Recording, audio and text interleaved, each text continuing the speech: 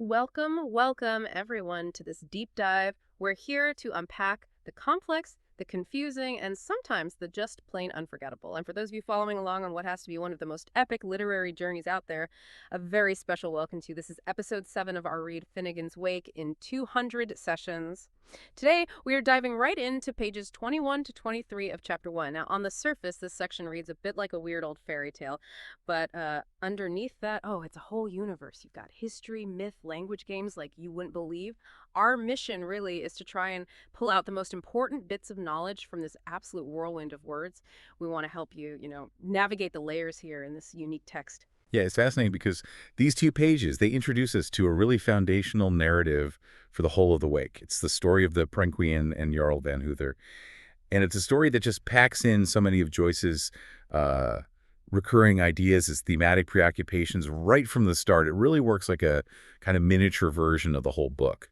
So we'll be looking at the history behind it, the incredible wordplay, and all the different ways people have interpreted this story. It looks simple, maybe, but it's anything but straightforward. Right. So get ready.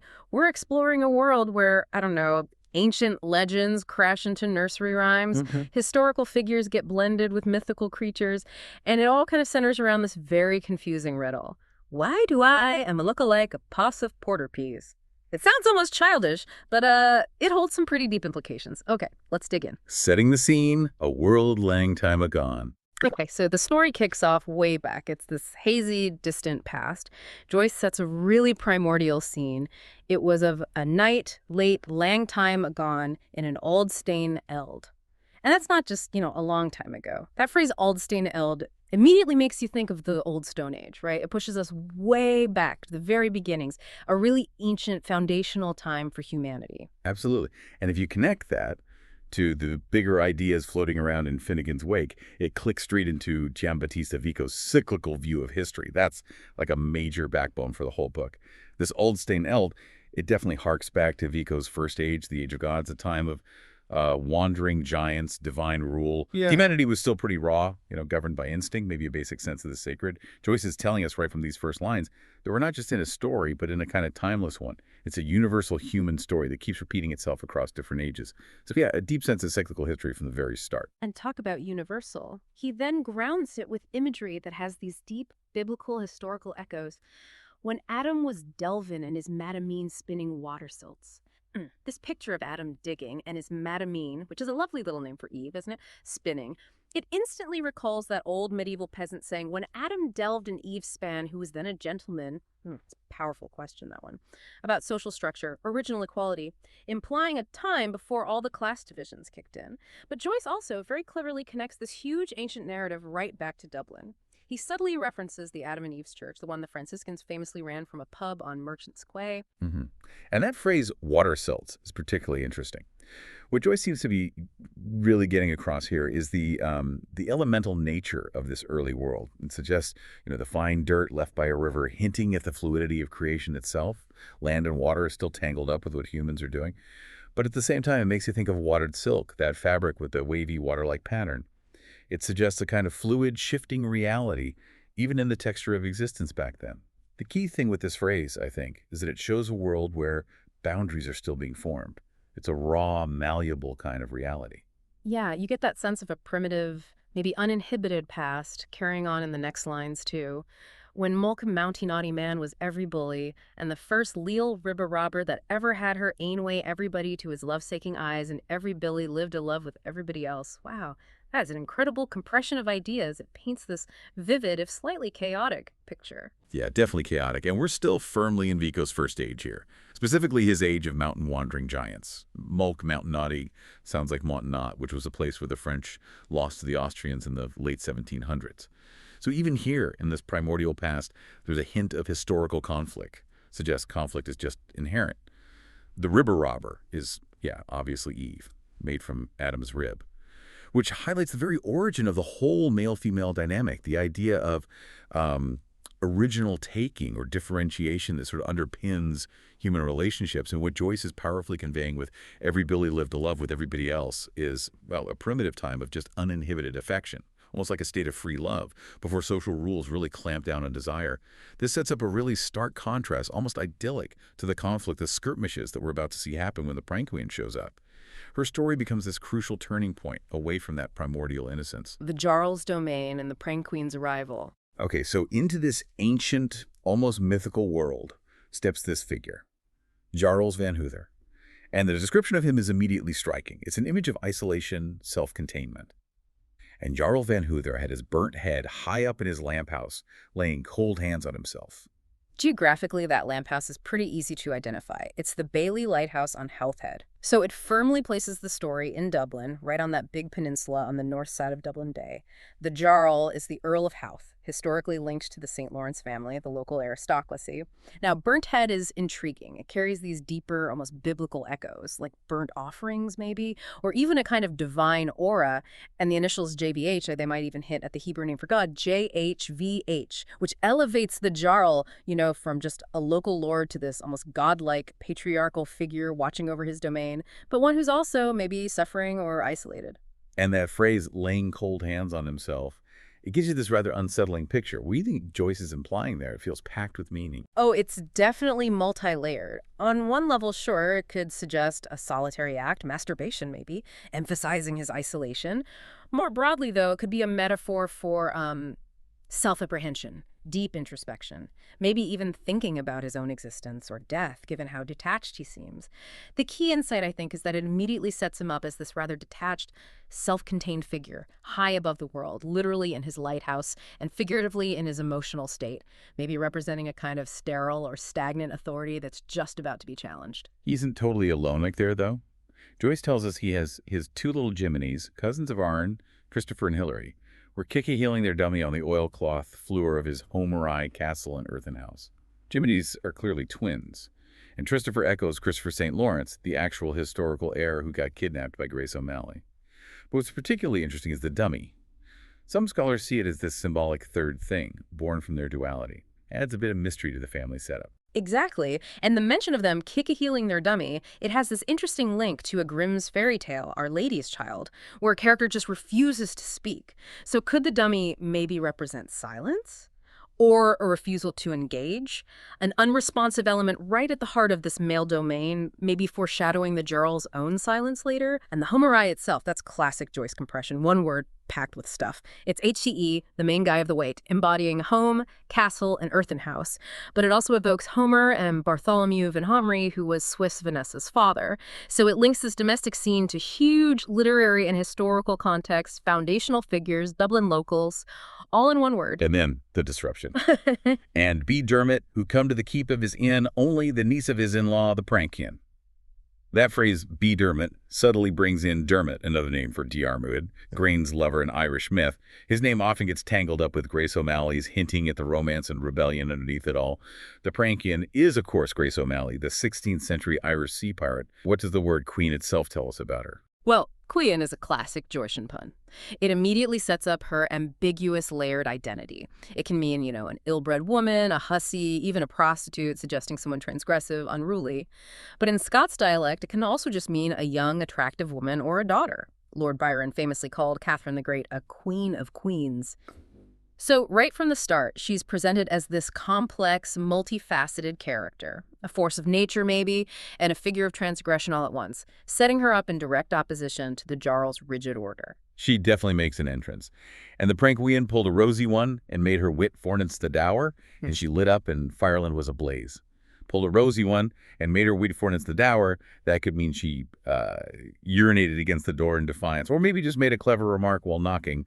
But Fireland was ablaze. That's particularly striking. What's going on there? Yeah, that blazing Fireland isn't just for dramatic effect. It's actually a specific cultural reference that immediately establishes the Prankquean as this incendiary presence, a force of disruption, transformation. It refers to St. Patrick's prophetic vision of Ireland, first totally ablaze, then mountains on fire, finally just lamps in the valleys. So this immediately sets her up as a catalyst, an agent of chaos challenging the Jarl's established cold order. Her arrival isn't just a visit, it's like she's lighting a fuse, foreshadowing the turbulent stuff that follows. The first skirmish riddle, refusal and ransom.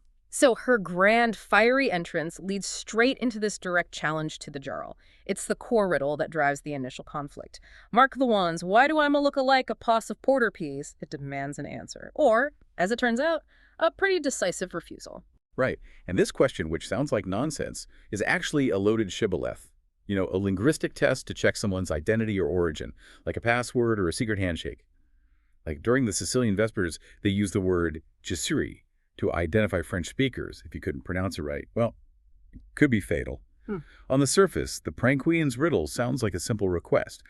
A pot of porter, please. A common drink in Dublin makes it seem deceptively ordinary. But the core insight, the hidden answer, hints at something deeper, maybe even incestuous. Why do I look like a porter? Because you are one, because you are my daughter. And pos itself can also mean a waterfall or a prank. Adds to the ambiguity, her mischievous, fluid nature. So the riddle isn't just a request, it's this profound, maybe even dangerous accusation or revelation of kinship.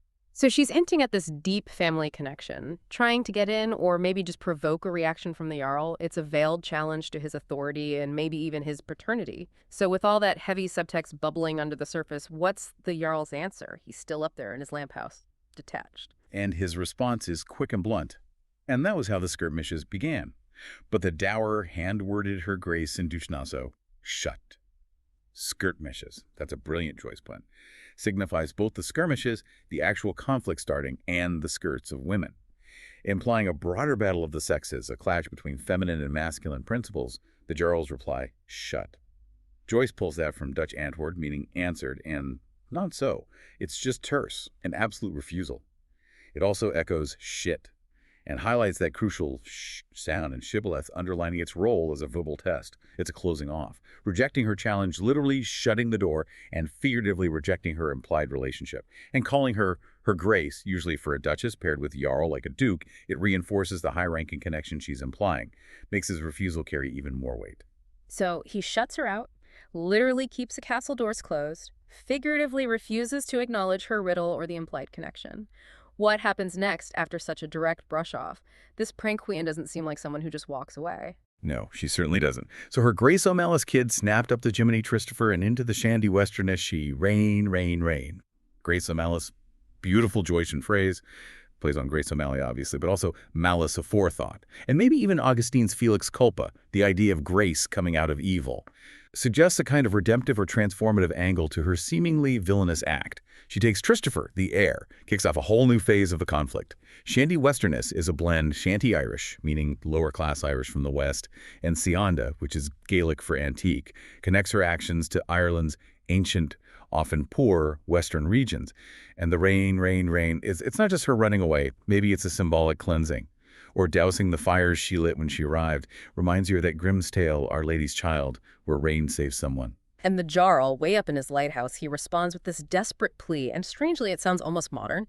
And Jarl van Hoother warlist after her with soft dubscall. Stop, Deef, stop, come back to my errand, stop. What's going on with this urgent message? This is a really profound moment where Joyce just collapses time and technology into one phrase. The repeated stop, that's classic telegraph language, right?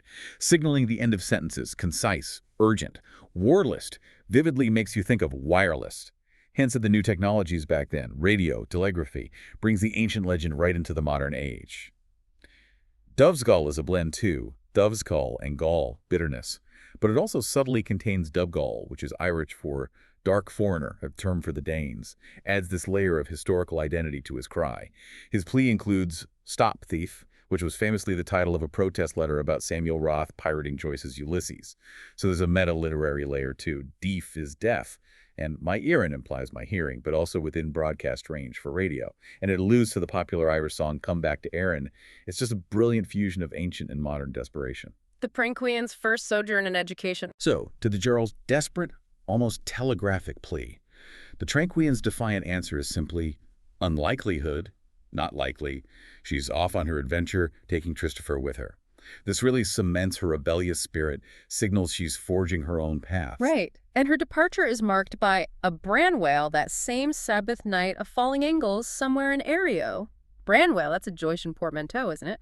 Brand new. And Granuel, Glace O'Malley's name, signals both a fresh start and her enduring identity. Sabbath night refers to the Sabbath, yeah, but it also specifically points to the Battle of Waterloo, which was fought on a Sunday, emphasizes the historical echoes of conflict even in this mythical journey, and falling angles that suggest both fallen angels giving her actions a kind of cosmic dimension, and the angles, the English, sets up this sense of divine and earthly turmoil over Ireland. Ario connects her act to broader historical spiritual struggles for the nation's soul. The key takeaway here is that her flight isn't just a personal rebellion, it's an event with cosmic and national implications. And what an adventure it turns out to be. She embarks on this long journey, taking Christopher along. And the Prankquean went for her 40 years' walk in Turlemon, and she washed the blessings of the love spots off the Jimny with soap silver settles. This 40 years' walk, it's not just a casual stroll, it sounds epic. Oh, it is. The 40 Years' Walk directly references Grace O'Malley's legendarily long sailing career, but it also evokes biblical time spans like Noah's 40 days and nights, and the French phrase Tour du monde en 15 jours, basically, a world tour. So this epic journey takes on this global significance, not just local, transforms her personal vendetta into this universal mythic quest for self-determination. The washing of the love spots is particularly fascinating. In Irish myth, Diarmuid of the love spot was irresistible to women because of this magical spot under his eye. So removing these blessings, which by the way can also mean wounds or skin lesions in French, blessé suggests a kind of demystification, or maybe an effeminizing of Christopher, altering his inherent attractiveness or destiny, reshaping his identity. And the subtle inclusion of Sulliver also brings in Swift's Gulliver's Travels, linking this to other literary giants who explored journeys and transformations of identity. Her transformation of Christopher continues with this really unique kind of education. And she had her 4 Owlers masters to touch Miss Tickles, and she converted him to the one sure all good, and he became a Luderman. Sounds like pretty unconventional schooling for an Earl's heir. It really is. 4 Owlers Masters refers directly to the Annals of the Four Masters, that famous Irish chronicle, implies a deep historical education, but it also nods to the tradition that St. Patrick himself served 4 masters, underscores this foundational, almost spiritual teaching outside the established church. And Owlers were people who illegally exported wool by night. So it suggests a clandestine, maybe subversive education, teaching him the ways of the world outside the Jarl's rigid castle walls. She teaches him his tickles, literally, to laugh, find joy, but perhaps also a more intimate touch or sensitivity that the Jarl's cold world lacked. He is converted, suggesting both converted to a new way of being and perverted from his original path, a turning from one state to another. The key insight, I think, is that from this unconventional schooling, Christopher becomes a Luderman, which is an Irish word for a lazy idler or loafer, but it's also connected to Lutheran and the Latin word ludere, meaning to play.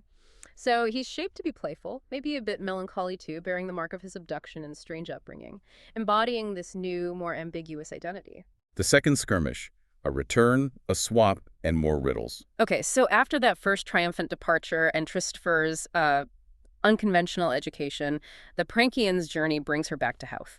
So then she started to reign and be Redtum. She was back again at Jarl van Hoother's in a brace of Samers, and the Jimny with her and her Pinafrond lace at night at another time. This marks her second visit, keeping that cyclical pattern going. Exactly. The second visit underscores those repetitive cyclical patterns that just run all through Finnegans' wake. Redtum is a playful flip of Dermot, hinting at a turning or twisting of that earlier reference. Brace of Samers means a pair of summers, yes, but also sounds like the same, continuing that motif of repetition, cyclical recurrence. Suggests that while time passes, the underlying dynamics are still there. She returns Christopher, but that description, the Jimny with her in her pinafore, a pinafore might subtly suggest a feminization. It links to theories about Oscar Wilde's childhood, how his mother dressed him in girls' clothes, further elaborates on the transformative, maybe gender-bending impact of the Prankquean's education. And just like her first visit, her return involved another fiery act and another provocative riddle. And the Prankquean nipped a paley one and lit up again, and redcocks flew flackering from the hill combs, and she made her witter before the wicked, saying, "Mark the twy, why do I am a look-alike 2 posses porter peas?" She's clearly upping the ante here, both visually and verbally. Indeed. Nipped a paley one refers to the White Rose of York, adding another nod to the Wars of the Roses, historical conflict. Redcocks flee flackering, again, explicitly suggests arson. It follows that traditional Scottish belief that a red rooster's crowing means fire is coming. Powerfully reinforces her disruptive, fiery nature. Her witter could be a mark, a sign, maybe even a wetter remark is made before the wicked, which could mean a small door or even female genitalia. Continues the layered, often suggestive imagery of her challenge. This time, it's Mark the Twy, meaning twice, or maybe a playful nod to Mark Twain. And she asks, why do I am a lookalike two passive porterpiece? It's a repetition and an escalation of her riddle, now asking about two of them, mirroring the presence of the twins and amplifying that implied accusation of shared bloodline. And the Jarl's response to this escalated challenge, it remains stubbornly familiar. And shut, says the wicked, hand-wording her majesty. He's just repeating his firm refusal, closing himself off again, just like before. Shows this unwavering, almost unthinking resistance. Yeah, his consistent refusal really reinforces his character. He's this rigid, unyielding figure of patriarchal authority, unable or unwilling to actually engage with the Prankquean's challenge. Majesty cleverly combines majesty and modesty. Maybe alludes to Grace O'Malley's famous historical visit to Queen Elizabeth I, where you had two powerful women from different worlds confronting each other, each with her own kind of royal modesty or pride, but ultimately a clash of wills. Undeterred by his rejection, the Prankquean executes this crucial swap. So Her Majesty of Forethought sat down a Jimny and took up a Jimny in all the Lilliput ways to women's land. She reign. This is deliberate malice of forethought, a premeditated act. She leaves Christopher, who's been transformed, and takes Hilary, who's now going to get his own re-education. And this time, she takes Hilary to women's land. That phrase feels really rich with meaning, beyond just being a physical place. Seems like a symbolic choice. Oh, women's land is definitely multi-layered. It refers to a no-man's land, right? A place outside normal societal control, suggesting a realm beyond the Jarl's reach. But it also carries the connotation of a land of woe for man. Ties into the biblical story of Eve's legacy, the challenges women present to male dominance. And furthermore, it's a direct reference to the Island of Women from the ancient Irish legend, The Voyage of Bran, where Bran and his crew stayed for centuries. Suggests a place where time and gender dynamics are different, altered. The core insight here is she's taking another child to another mysterious, transformative land, continuing her mission to reshape the next generation away from the Jarl's influence. Following the second kidnapping, the Jarl's distress seems much more pronounced. His cry is less composed than before. And Jarl von Hoother bleathered at her with a loud fine-gale. "Stop, Dom! Stop! Come back with my earrings, stop!" The urgency is clear, almost frantic this time. His cry is now a loud Finnegans, another brilliant mashup. Fiangal, meaning fair foreigner, referring to Norwegians, connects to Viking history. Also a literal gale, a strong wind. And Fingal, the legendary Irish hero Finn McCool, linking him to epic Irish myth. He sounds less composed, more frantic. Bleathered suggests he blathered, maybe even bleated like a distressed animal. He's asking for his earring, playing on hearing again and echoing dumb-deaf. The message is still, come back to Aaron, but his distress is amplified, signaling a growing desperation in his efforts to control the narrative and, well, his kids.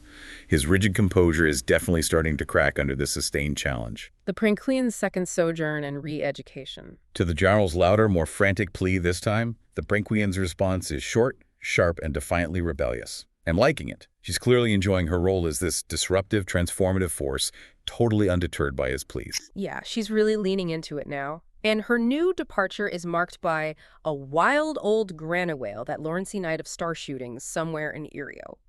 Again, Granuaile firmly links her to Granuaile, Grace O'Malley. Laurency Knight specifically refers to St. Lawrence's Day, August 10th, which is the peak of the Perseid meteor shower. So star shootings directly connects to the celestial drama of falling angles from her first departure. This reinforces the idea that her actions aren't just, earthly fights, but are tied to cosmic events. It's a recurring theme in Joyce, where the personal and the universal are constantly tangled up, elevates her rebellion to this grand, almost fated scale. And just as she did with Christopher, the Prankquean undertakes a journey to re-educate Hilary. But this time her method seemed different, more aggressive. And the Prankquean went for her 40 years walk internal meme, and she punched the curses of Crom Crew with a nail of a top into the Jimny, and she had her 4 Larkskull monotrix to touch him his tears, and she perverted him to the one certain all secure, and he became a Tristian. This sounds like a harsh reversal of her earlier washing of the love spots. You're right, the methods are much more forceful this time. Eternal Meme is another version of the Tour of the World, Tour du Monde, but with le même, the same, embedded in it. Emphasizes that while the journey is epic, the cyclical nature of events keeps going. She punched the curses of Cruel. That's a direct and powerful reference to Oliver Cromwell, whose notorious cruelty to the Irish included demolishing Grace O'Malley's castle. Cruach was also a pre-Christian Irish god who demanded human sacrifice. Adds this layer of ancient pagan brutality. The act of punching with the nail of a top implies inflicting pain, maybe like doing cruel embroidery with a needle, marking Hilary rather than gently cleansing him. The key insight here is the contrast. Instead of washing away his natural blessings like she did with Christopher, now she reinflicts wounds, perhaps reflecting the deep historical wounds of Ireland itself, shaping Hilary with a more somber, marked identity. And Hilary's education is notably different from Christopher's, too. She has 4 lexical monotrix instructors who are larky, lighthearted, which contrasts with Christopher's more secretive Owler's masters. They teach him his tears, perhaps literally to cry, connecting to Tushiter, an old French name for England, land of tears, maybe. And he is perverted, turned forwards or perverted, to one certain all secure, and ultimately becomes a Tristian. This suggests a profoundly different transformation. Indeed. The lexical monotrix suggests a more open, maybe less subversive, but still unconventional education. Reflects a different approach to raising him. They teach him his tears, possibly indicating a heightened emotional sensitivity, or an understanding of sorrow, contrasting with Christopher's laughter, tickles. Perverted again means turned forwards, but also perverted, highlighting the ambiguity of his transformation. From this education, Hilary becomes a Tristian. Tristian means sad from the French triste, and it also subtly echoes Christian. So if Christopher became a Luderman, playful but maybe sad, Hilary becomes Tristian, sad but maybe embracing a new, more melancholic faith or identity. Perhaps reflecting the sorrows of Irish history or the tragic love of Tristan and Isolde. The twins are being shaped into these complementary yet contrasting figures, embodying the duality of human experience, joy and sorrow, playfulness and solemnity. The final skirmish of the Jarl's thunderous stand. So, the cyclical drama of the Prankquean's visits finally comes to its peak with her third and final return. Reigning, and in a pair of changers, Bedanter, she was back again at Jarl von Hoother's and the Leary Hill with her under her abramet. And why would she halt at all if not by the ward of his mansion home of another nice lace for the third charm? The pattern's complete, but the outcome, still up in the air. Right, this is her third and final visit. Completes that symbolic cycle which often signals a definitive resolution or transformation in myths and literature. Bedomter carries that dual meaning, be damned to her, and ter, Latin for thrice, signals the completion of the 3 visits. She returns with Hilary, now called Larry Hill, Hilary reversed, and also nods to the song Larry McHale. Her stop at the mansion home, which also refers to Dublin's Lord Mayor's official residence for the third charm, plays on the phrase third time's a charm, suggests a fateful definitive encounter. The stage is set for a final showdown in a new, lasting order. But the Jarl she finds when she gets back is, well, profoundly changed, almost degraded by the whole ordeal. And Jarl von Hoother had his hurricane hips up to his pantry box, ruminating in his hold-for stomachs. Oh dear. And the Jimny tougher trees and the dummy were beloved on the watercloth, kissing and spitting and roguing and pawing like knave, paltry, and naive bride, and in their second infancy. This is a truly bizarre and unsettling domestic scene. Indeed it is. The Jarl is now shown ruminating in his hold-for stomachs like a cow, suggests an aged, almost bovine state, far from his initial majestic isolation. His hurricane hips and his touch of absurd physical decay, highlighting the toll the conflict has taken. The Jiminy Trees is Christopher reversed, and both he and the dummy are described as being in their second infancy. Suggests senility, maybe? Regression? A return to a primal, less rational condition. They're kissing and spitting and roguing and pawing. It's this raw, almost base depiction of physicality. Even suggesting pissing and shitting and poking, blurring the lines between innocence and primal urges. They're described as knave, paltry, and naive bride, perhaps representing St. Patrick and St. Bridget, but in this regressed primal state. Indicates a collapse of established religious and social figures into a kind of pre-civilized chaos. And once more, for the third time, the Prankquean imposes her riddle, now with a new number reflecting the complete cycle of her interactions with the kids. Mark the tris. Why do I am a lookalike 3 pauses porter peas, tris for thrice, and also Tristan, nephew of King Mark, weaving in another layer of literary myth. She's pushing for a definitive answer now, with all 3 Jimnies accounted for in some way, demanding a full resolution. Yeah, this repetition with variation emphasizes the unresolved nature of her fundamental question, the persistent underlying tension. The shift to 3 pos of porter peas now covers the totality of her interventions and the twins. The stakes are at their highest now. The narrative demands a resolution to this long-running conflict and the Jarl's repeated refusals. This is her final, ultimate challenge to his authority and his silence. And here's where it all comes to a head. The Jarl finally takes decisive action. He bursts out with this thunderous authority. But that was how the skirmishes induct. For like the Campbells a-coming with a fork lance of lightning, Jarl von Hoother Boanerges himself, the old terror of the dames, came hip-hop handy-hap out through the pike-opened archway of his 3 shut-in castles. His long silence is broken by this magnificent, almost divine display of force. The phrase, the skirmishes induct, it signals a definitive end to the battle of the sexes, the conflict. Brings a resolution, although a tumultuous one. The Jarl arrives like the Campbells are coming, a formidable force heralded by a fork lance of lightning, a powerful, almost divine manifestation.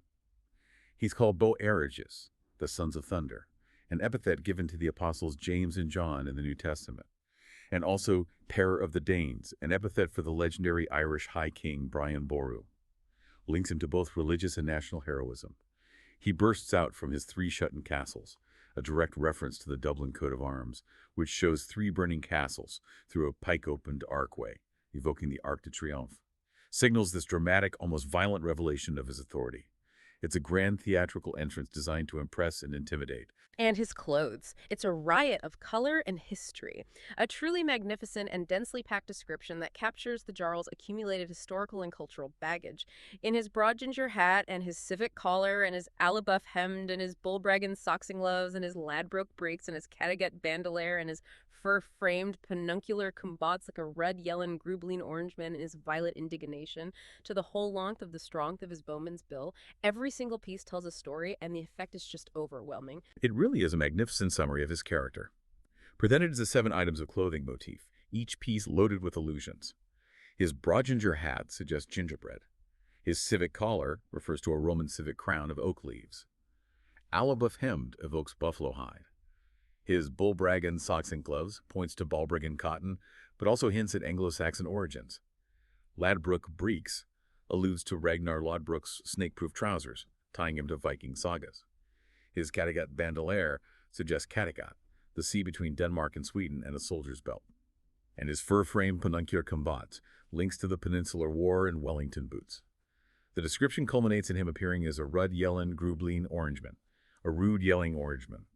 blending the colors of the rainbow, red, yellow, blue, green, with the Protestant ascendancy in Ireland, specifically the Orange Order. His violent indignation is a violent indignation, and he wields his bowman's bill, a medieval weapon like a halberd, linking him to Strongbow, the Anglo-Norman invader. The key insight is he embodies centuries of Irish conflict and identity, an imposing, colorful, historically charged image of authority, a walking monument of accumulated power in history. With this dramatic, thunderous appearance, he finally claps his hand and utters this definitive command. And the description of his response is as complex as his outfit. And he clapped his rude hand at his easy hitch, and he ordered in his thick sprick for her to shut up shop Dappy, and the Dappy shot the shutter clap. And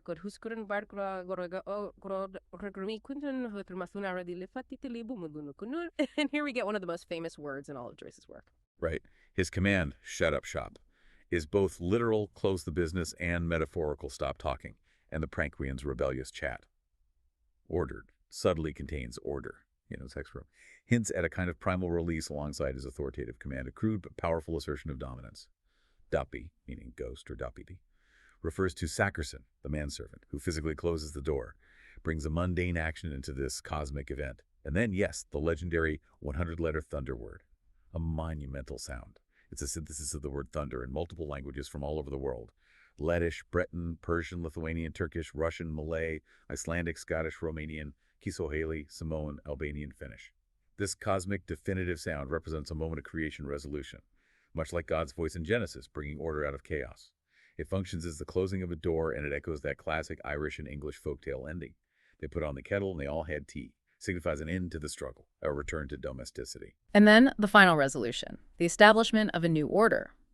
And they all drank free, for one man in his armor was a fat match always for any girl's undershirts, and that was the first piece of alliterative porthery in all the flamin, floody, flatuous world. A communal peace is established, even if it feels a bit unequal. They all drank free signals a peaceful communal end to the immediate fight, a shared moment after the storm. The reference to one man in his armor was a fat match always for any girl's undershirts. That harks back to Swift's Drapier's letters, emphasizes the protective, maybe even patriarchal power of the Jarl, and in armor also subtly suggests a condom, tying it to procreation, societal control. This whole thing is declared the first piece of alliterative poetry, a wonderfully complex pun. Alliterative poetry and portapes again, but now meaning peace. The core insight here is that this is a primeval literary act, a foundational narrative of reconciliation, order emerging from chaos, establishing not just a social contract, but a literary one for the wake itself. And this piece is sealed with a covenant, a formal agreement that outlines the new situation and connects this mythical struggle to the very fabric of Dublin itself. How Kersey the tiler made a suite unclose the Norwelian capital, saw for shalt thou see, batoon ye and be. Right. Tyler as a doorkeeper, like in Freemasonry, who keeps the uninitiated out, fits the Jarl's role as guardian of order, controlling access. Sweet unclosen Norwelian capital, the phallic Norbull horn, hint at a sexual union or resolution, it coming together after the conflict. Saw for shalt thou see, echoes Parnell's famous quote, "No man has a right to say, thus far shalt thou go, and no farther," and also the biblical Job 38 about God setting limits for the sea. Batoon ye and be is a solemn covenant, like in Genesis 9:12, establishes a formal agreement. The story wraps up with this clear statement of the new order. The Prankquean was to hold her dummy ship, and the Jimnies was to keep the peace wave, and Van Hoother was to get the wind up. Thus the hearsomeness of the burgher felicitates the whole of the polis. So the Prankquean gets to keep her dummy ship, her pirate ship maybe, continues her independent spirit, but perhaps in a new, more limited way. The children are to maintain the peace wave, suggesting a new generation living in harmony. And the Jarl, now Van Hoother, gets the wind up, meaning he becomes alarmed or anxious, but also humorously suggesting a less composed, perhaps even gassy figure. This contrasts with the historical legend where the Howth doors stayed open. Here, the Jarl shut them for good, established a new, permanent order. Precisely. And the ending directly invokes Dublin's motto, Obedientia civium urbis felicitas. Citizens' obedience is city's happiness. Hearsomeness combines hearsay and obedience. The burgher, citizen, makes the polis, city-state, happy. The ultimate key insight of this whole concluding section is that it suggests the establishment of social order, the founding of the city, literally Dublin itself out of this mythic struggle. This entire sequence is, in effect, a foundational myth for the city, showing how societal structures, law, even language, arise from primordial chaos and conflict and are then maintained through this kind of civic contract. The deep dive, unpacking the riddles and meanings. So when you boil it down, this entire narrative from pages 21 to 23 is a heavily embellished, endlessly layered version of that Grace O'Malley legend, where she kidnapped the Howth heir because she was refused entry. It's a really remarkably rich transformation of a simple folktale into something far, far grander. Yeah, the core insight here is Joyce isn't just retelling a story. He's using the Grace O'Malley legend as a kind of template to explore these universal power dynamics. The Prankquean isn't just Grace O'Malley. She embodies this disruptive female energy, the primal force that challenges patriarchal structures, established order. She's the chaotic, nomadic force always trying to redefine boundaries. The Jarl, on the other hand, represents the established, often rigid male authority, the sedentary power that wants to maintain control and define those boundaries. Their conflict is a microcosm of these larger recurring societal clashes that underpin so much of the Wake's narrative. And that repeated riddle, why do I am a lookalike a pos of porterpiece? It shifts from a singular question to a plural one, reflects the Prankquean's changing relationship with the children and maybe even the Jarl himself. It's much more than just a playful query, isn't it? Oh, absolutely. The evolution of the riddle from 1 pos to 3 is crucial. It's not just a language game. It reflects the increasing complexity of their family dynamic and the Prankquean's escalating challenge. What this suggests, then, is a coded message of consanguinity, shared blood. That suppressed answer, because you are one, because you are my daughter, it would explain the Jarl's aggressive shut. It's this vehement refusal to acknowledge such an incestuous implication, which would completely overturn his rigid patriarchal world. This makes the conflict far more personal, primal, moves beyond a simple historical snub to this profound, almost taboo challenge to his identity and lineage. His refusal isn't just rudeness, it's rejecting a deeply uncomfortable, destabilizing truth. We've mentioned Giambattista Vico's influence on Finnegans' Wake. How do these 3 visits and the transformations of the Jimnies fit into his cycles of human history? It seems like a perfectly condensed illustration. If we connect it to the bigger picture, yeah, the 3 visits of the Prankquean represent a condensed version of Vico's 3 ages. First, The divine, her initial fiery, almost magical appearance, the cosmic illusions like falling angels, then the heroic, her challenges, the kidnappings, the re-education of the heirs, which you can see as attempts to shape future generations with new values, and finally, the human, the final, maybe tumultuous peace and the establishment of social order symbolized by Dublin's motto, the founding of the city. Each kidnapping and re-education reflects a shift in societal values, maybe child-rearing practices, the evolving nature of human culture. Shows how these cycles play out in miniature within this short narrative. It's an incredibly dense summary of human civilization's progress and regress. The skirmishes, starting and endupping. It seems to represent this grand battle of the sexes, doesn't it? From chaos and defiance on one side to a forced peace and the establishment of male authority on the other. It feels like a foundational struggle for the very nature of society. Indeed. The Prankquean represents a wild, nomadic, almost untamed female force, challenging the Jarl's sedentary, authoritative, rigid male structure. Her kidnappings and re-educations are attempts to mold the next generation according to her own will. Contrasting sharply with the Jarl's desire for order and control within his fixed domain. The peace that endupped the skirmishes, it isn't a harmonious unity, it's a compromise, a forced integration. Yet it's one that ultimately leads to the founding of the city, the establishment of a new, if imperfect, social contract. It's the moment where the untamed is brought, however reluctantly, into the fold of civilization, defining its earliest laws and customs. And beyond the story itself, just the sheer linguistic density of these pages is astounding. Every word feels like a pun, a portmanteau, a cross-cultural reference. It's a linguistic feast, really. A puzzle in itself that demands active engagement from you, the reader or listener. What's fascinating here is how Joyce uses language not just to tell a story, but as the story itself. Language really becomes the protagonist, the constant layering of Dutch, German, Irish, Latin, French, Hebrew, English slang. It creates this verbivoco-visual experience where meaning is fluid, shifting, constantly expanding. Words like Branna Whale, Lilipath, Rudd, Yelling, Grubleen, Orange Man, and of course the thunder word itself, they aren't just descriptive, they're active characters, shaping and reshaping meaning, demanding your active participation to unravel their multiple meanings. This section is just a masterclass in how language can be both an anchor to history, preserving fragments of the past, and a springboard for infinite interpretation, creating new realities within its very structure. It's a text that really comes alive in the act of reading and listening. Wow. What an extraordinary journey through just a few pages of Finnegans Wake. We've seen a simple folktale morph into this incredibly dense tapestry, woven with Irish history, biblical allusions, Vico's philosophy, and Joyce's just unparalleled linguistic play. From Grace O'Malley's fiery rebellion to the Jarl's thunderous command, from a riddle about Porter to the actual motto of Dublin, these pages truly set the stage for the entire Wake. They illustrate its core themes and methods in this really concentrated burst. This deep dive really shows how deeply interconnected all these layers are, and how every single word choice is deliberate, creating multiple perspectives all at once. The episode of the Prankquean and Jarl van Hoother isn't just a story, it's a microcosm of the entire book, a testament to Joyce's genius in distilling vast amounts of knowledge and insight into this seemingly chaotic, yet meticulously constructed narrative. It's like a foundational myth for the entire literary universe of the week, inviting us to see the world as this cyclical, language-driven drama. So, what does this all mean for you? As we close out this deep dive, maybe consider how these foundational skirmishes, both literal and linguistic, set the stage for the cyclical drama that unfolds throughout the rest of Finnegans Wake. What other historical echoes or personal transformations might be hiding there in plain sight, just waiting for us to unclose them, to discover the layers of meaning beneath the surface in your own reading? Thank you so much for joining us for this fascinating exploration.